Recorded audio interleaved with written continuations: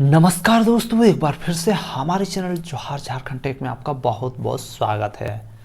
दोस्तों, हम बजट 2021-22 के बारे में बात कर रहे थे। जी हाँ दोस्तों, जेपीएससी पीटी एग्ज़ाम्स के लिए ये जो बजट है, झारखंड का जो बजट 2021-22 बहुत ही इम्पोर्टेंट साबित होने वाला है। और यहाँ से प्रश्न आपका पूछना ही है। पीटी एग्ज़ाम्स में यहाँ से प्रश्न 100% पूछेगा। और इसका जो मैंने पार्ट 1 आपको पहले ही बताया है और ये पार्ट 2 है। इसमें बहुत सारे बजट में बहुत कुछ बचा हुआ था बजट में, तो मैं यहाँ पर जो भी चीज़ें बच गई थी उसको डिस्क्राइब करने वाला हूँ और आप अच्छी तरह से पढ़िएगा। और आपके जेपीएससी एग्ज़ाम निकालने के लिए ये वीडियो बहुत ही इम्पोर्टेंट साबित होने वाला है, तो शुरू से लास्ट तक ज़रूर देखिएगा। और अगर इसका पीडीएफ आपको चाहिए तो आप हमारे टेलीग्राम ग्रुप पे भी जुड़ सकते हो, जिसका नाम है जेपीएससी क्रैकर्स प्लस। ठीक है, यहाँ पर क्या होता है कि आपका करंट अफेयर्स जो भी होते हैं, करंट अफेयर्स, पीडीएफ और जो कुछ भी इम्पोर्टेंट नोटिफिकेशन होते हैं आपको यहाँ पर फ्री ऑफ कॉस्ट दिया जाता है। साथ ही साथ क्विजेज भी डेली चलते हैं, तो आप क्विजेज में भी भाग ले सकते हैं 9 PM में। तो फ्रेंड्स, जो भी बच गया था ये झारखंड बजट 2021 का जो भी इम्पोर्टेंट चीज़ें जो बच गई थी, इस वीडियो में मैं डिस्क्राइब करने वाला हूं। उससे पहले अगर आप हमारे चैनल में नए हो तो इस चैनल को जरूर सब्सक्राइब करें, साथ ही साथ अपने दोस्तों के साथ शेयर करें। तो चलिए दोस्तों, वीडियो को स्टार्ट करते हैं। तो देखिए दोस्तों, हम लोगों ने बजट का आधा पार्ट पढ़ लिया था और जो भी बचा था तो उसका अगला टॉपिक है उच्च तकनीकी शिक्षा। ठीक है, उच्च तकनीकी शिक्षा में क्या बजट रखा गया है आप देख सकते हो।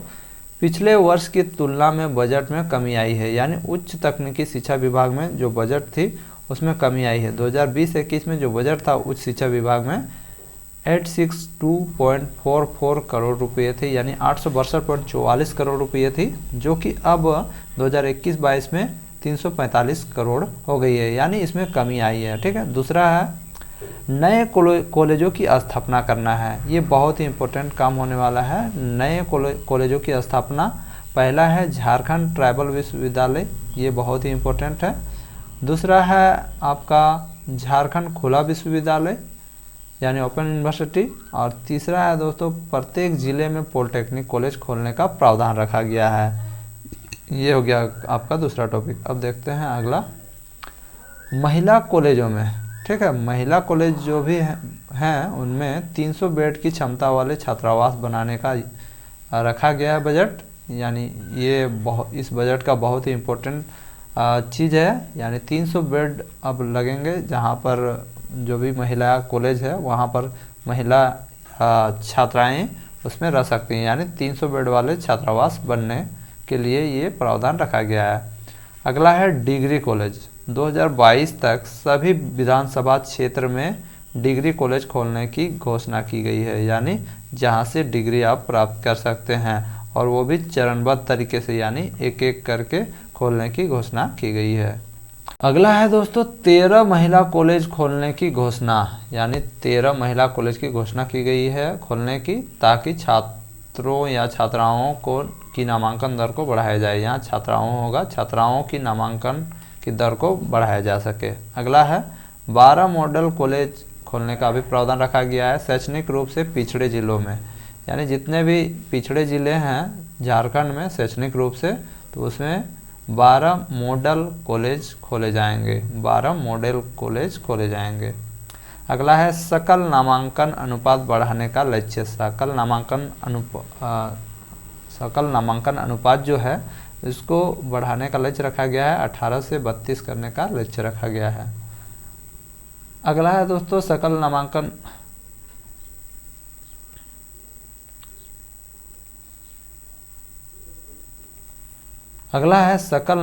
बढ़ाने के लिए 2 पाली में कक्षा चलाने का निर्देश दिया गया है, यानी 2 पाली में अब कक्षाएं होंगी। अगला है दोस्तों छोटे शहरों पर खास ध्यान रखा जाएगा। ये नगर विकास विभाग में जो काम होने हैं, इसमें छोटे शहरों पर खास ध्यान रखने का बात कही गई है। सभी नगर निकायों में LED स्ट्रीट लाइट लगाई जाएगी। जितने भी नगर निकाय हैं सभी में LED स्ट्रीट लाइट लगाई जाएगी और 10 स्थानीय नगर निकायों में नई जलापूर्ति योजना की शुरुआत की जाएगी, जिसके तहत सॉलिड वेस्ट मैनेजमेंट यानी SWM प्लांट लगाए जाएंगे 2021-22 में चालू करने की घोषणा की गई है। अब इसके तहत क्या होगा, इसके तहत ये होगा कि फुसरो में 15 मेगालीटर क्षमता प्रतिदिन का सीवरेज ट्रीटमेंट प्लांट लगाया जाएगा। ये योजना नमामि गंगे योजना के तहत, ये जो योजना है नमामि गंगा योजना के तहत शुरू की जाएगी। देखिए ये बहुत ही इम्पोर्टेंट यहाँ पर बात कही गई है, नमामि गंगे योजना के तहत ये शुरुआत की जाएगी। फुसरो में 15 मेगालीटर क्षमता पर डे का सीवरेज ट्रीटमेंट प्लांट के तहत लगाने का जो बात कही गई है उसके तहत ये कार्य की जाएगी और नमामि गंगा योजना के तहत ये कार्य किया जाएगा। ठीक है, बजट का प्रावधान जो है इसमें बजट का प्रावधान है दोस्तों 2708.95 करोड़ रुपये रखा गया है। अब देखते हैं अगला जो है वो परिवहन विभाग में क्या कुछ होने वाला है। परिवहन विभाग में पहला तो इलेक्ट्रिकल्स व्हीकल्स, यानी इलेक्ट्रिक से चलने वाले व्हीकल्स का प्रावधान रखा गया है, जिसमें 5 करोड़ का प्रस्ताव है। ठीक है, इलेक्ट्रिकल व्हीकल्स पॉलिसी, यानी ये इलेक्ट्रिक से चलने वाले जो भी गाड़ी रहेंगे तो उस पर कुछ पॉलिसी निकालने वाली है सरकार, जो कि 5 करोड़ का प्रस्ताव है इसमें। दूसरा जो है institute of driving training and research centre. ठीक है, ये इंस्टीट्यूट बनेगा। तीसरा है हवाई सेवा। चौथा है ट्रैफिक पार्क, ये परिवहन विभाग में ये सब कुछ रखा गया है।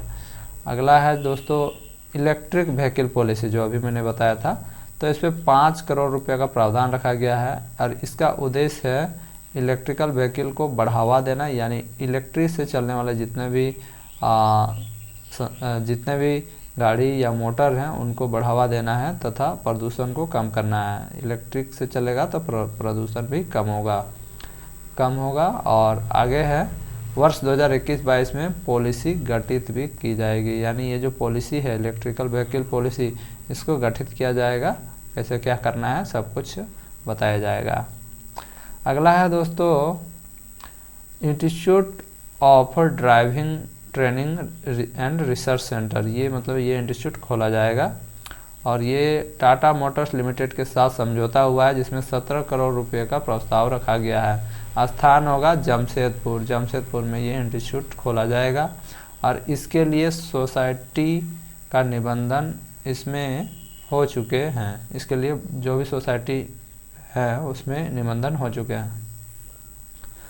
तीसरा है दोस्तों आपका हवाई सेवा। अब हवाई सेवा में इस बजट में क्या रखा गया है आप देख सकते हो। इस बजट में रखा गया है हवाई सेवा में कुछ, उसको भी देख लेते हैं। ये है जमशेदपुर को हवाई मार्ग से जोड़ने के लिए पूरा पानी हवाई पट्टी से धाल भूमगढ़ में 245 एकड़ की भूमि ली गई है। और यहाँ पर देखिए दूसरा है दुमका, और दुमका में जो है हवाई अड्डा का निर्माण जारी है। साथ ही साथ ये जो है commercial pilot licence training centre PPP model पर बनाया जाएगा। ये सब सारा कुछ है और इसमें बोकारो भी शामिल है। ठीक है, और ये सब में हवाई अड्डा का निर्माण जारी है। अब अगला जो है दोस्तों ट्रैफिक पार्क में क्या खोज है। ये 10 करोड़ रुपए का प्रावधान है इसमें ट्रैफिक पार्क में, और इसके तहत दोस्तों ग्राफिक एवं टेक्निकल टूल्स की मदद से लोगों को ट्रैफिक रूल्स के बारे में जानकारी दी जाएगी। यह है। अगला है दोस्तों पथ निर्माण। अब पथ निर्माण विभाग में क्या है, पथ निर्माण विभाग में आप देख सकते हो माइनिंग कॉरिडोर खोला जाएगा। दूसरा है रिंग रोड प्लस 4 लेन, और तीसरा है PMGSY यानी PM ग्राम सड़क योजना, ये है पथ निर्माण विभाग में ये सब है। माइनिंग कॉरिडोर में क्या है, इसके तहत जहां माइनिंग क्षेत्र है वहां बेहतर सड़क बनाना है। अगला है ring road plus 4 lane road. ये ring road plus 4 lane road कहाँ होगा, देखिए रिंग रोड जो है वो गिरिडीह देवघर और धनबाद में होगा या बनाया जाएगा, और 4 लेन रोड जो है वो गोविंदपुर साहेबगंज सड़क 4 लेन बनेगा। पर्यटन क्षेत्र से जुड़े सड़क सुधारे जाएंगे, यानी जितने भी क्षेत्र हैं जो पर्यटन क्षेत्र के अंतर्गत आते हैं वहाँ के सड़क भी मरम्मत की जाएंगी या सुधारे जाएंगे। अगला है दोस्तों पीएम ग्राम सड़क योजना। ये बहुत ही इम्पोर्टेंट है, याद रखिएगा, पीएम ग्राम सड़क योजना। इसके तहत नए वित्तीय वर्ष में PMGSY के तहत PMGSY 3 के तहत जानते हैं फ्रेंड्स 4165 किलोमीटर सड़क का निर्माण किया जाएगा और ये स्वीकृत करने का लक्ष्य रखा गया है और 10 पुलों का भी लक्ष्य रखा गया है कि 10 पुल बनाए जाएंगे। अगला है उद्योग विकास विभाग, यानी उद्योग विभाग। इसमें क्या है, पहला है PM रोजगार सृजन कार्यक्रम, दूसरा है तसर रेशम और तीसरा है उद्योग विकास और चौथा है कौशल विकास प्रशिक्षण। अब आगे देखते हैं PM रोजगार सृजन कार्यक्रम क्या है, इसके तहत क्या होगा। इसके तहत 5000 युवाओं को रोजगार देने का लक्ष्य रखा गया है, यानी 5000 युवाओं को रोजगार से जोड़ने का लक्ष्य रखा गया है। और दूसरा है 3000 शिल्पियों को स्फूर्ति योजना, स्फूर्ति योजना याद रखिएगा, 3000 शिल्पियों को स्फूर्ति योजना के तहत प्रशिक्षित कर स्वरोजगार से जोड़ना है। अगला है 1600 शिल्पियों को 75% अनुदान पर औजार वितरण करना है। अगला है तसर रेशम। तसर रेशम ये जो है गोड्डा में इसके संथाल परगना के सभी जिलों के बुनकरों को लाभ मिलेगा। ठीक है, मेगा हैंडलूम क्लस्टर का निर्माण भी किया जाएगा और उत्पादन का लक्ष्य रखा गया है 3000 टन, इसका लक्ष्य रखा गया है।